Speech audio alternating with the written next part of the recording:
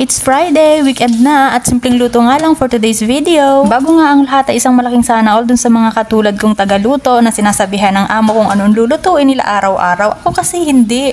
Ako yung nagdidesisyon kung ano ba yung lulutuin ko para ipakain sa kanila araw-araw. Masakit na nga sa ulo mag-isip kung ano ba talaga yung lulutuin ko kasi bawat isa sa kanila ay iba't iba rin ang gusto. At hindi nga lang dapat manok ang lulutuin, kailangan may rice, may vegetable, may salad. Minsan nga madadagdagan pa ng sweets at saka mga breads. Dahil nga Friday ngayon, medyo dinagdagan ko yung luto ko. Ginawa ko ng 2 buong manok kasi pupunta dito yung mga apo ng amo ko. Sana nga walang bisita ngayong Friday at every Friday naman talaga may dumadating pero sana ngayon wala dahil naku, hindi na naman ako magkakanda o gaga. Nabi ako na ngayon 2 buong manok so naging 4 na siya at ganito nga pala ako maglinis ng manok. Nilalagyan ko lang yan ng asin at saka lemon. Isa naman kapag nauubusan kami ng lemon, gumagamit ako ng suka na may kasamang harina at binababad ko lang ng mga 10 to 20 minutes. Hiniwa-hiwaan ko na nga yung mga manok para ma-absorb niya yung mga ilalagay kong pampalasa mamaya. Binabad ko nga lang yan dyan ng ilang minuto at naghiwa na rin ako ng sibuyas at patatas na pabilog. At ito naman yung ilalagay ko dun sa paglulutuan ko, isasapin ko para hindi agad madaling masunog yung manok. Parang feeling ko naman kakain silang lahat nito dahil gusto nga nila yung manok na niluluto sa oven. Linisan ko na nga yung chicken at ilalagay ko na siya dito sa paglulutuan ko dito sa ibabaw ng patatas at sibuyas. Sinalansan ko lang ng maayos yung 4 na biyak ng chicken tapos nilagyan ko ng sibuyas sa ibabaw para naman medyo may konting design. Sakaling kapag may design yung chicken ay ganahan sila ng pagkain. Char. Para naman pampalasa or isasabaw ko sa kanya sibuyas, bawang, Arabic spices, kamon, kurkum, sarar, asin at asukal. Nagsama-sama ko nga lang yan at nilagay ko sa blender. Nilagyan ko na rin ng tubig syempre para ma-blender ba.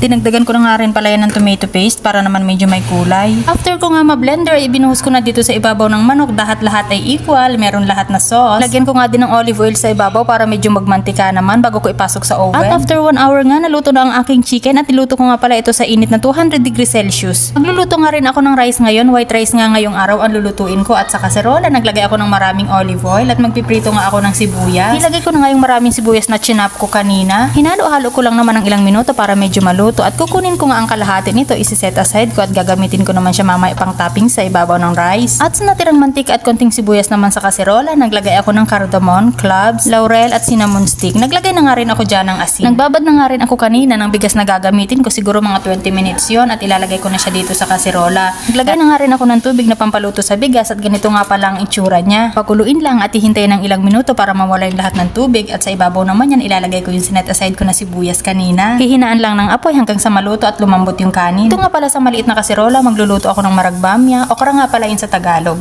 Naglagay na ako ng sibuyas, bawang, tsaka maliliit na hiwa ng kamatis. Syempre Arabic spices, kamon, kurkum at konting sarar at tsaka konting asin. Naglagay nga din ako dito ng tomato paste na pampakulay at pampalasa. After naman yan, ilalagay ko na rin yung aking frozen na okra. Marami ko ng mga stock na ganito sa freezer para sa pangmadali ang pagluluto. Syempre nilagyan ko rin yan ng tubig para maluto at after half hour nga ay ayan na, luto na yung aking maragbamya. Sa isang kaserola pa nga ulit, magluluto naman ako ng soup. Naglagay ako dyan ng garlic, ng carrots at saka yung adas na tinatawag nila dito sa Arabic. Dali nga lang itong lutuin, nilagyan ko lang yan ng tubig, asin, papakuluin ko lang ng ilang minuto tapos ibe-blender ko. Ito nga pala ang itsura niya kapag nalaga na siya. After naman yan, ibe-blender ko. Pagkatapos nun, ilulutuin ko pa ulit para ma-fully cook. Tinikman ko lang at sa palagay ko naman ay okay na yung lasa kaya okay na ito. Gumawa nga din ako ng simpleng salad nila, pipino, mais, kamatis at saka parsley. Pinaghalo-halo ko lang yan. Ito nga yung pinakamadaling salad nila na ginagawa ko. Halos araw-araw ko na rin naman itong ginagawa. At sa ngayon nga hindi ako gagawa ng sauce nito kasi ang gagamitin ko munang sauce ay yung mga binili namin sa supermarket na nakalagay lang sa ref ngayon. And wait, there's more. Nakapagluto pa nga rin ako ng chicken empanada, nakapagluto pa rin ako ng pizza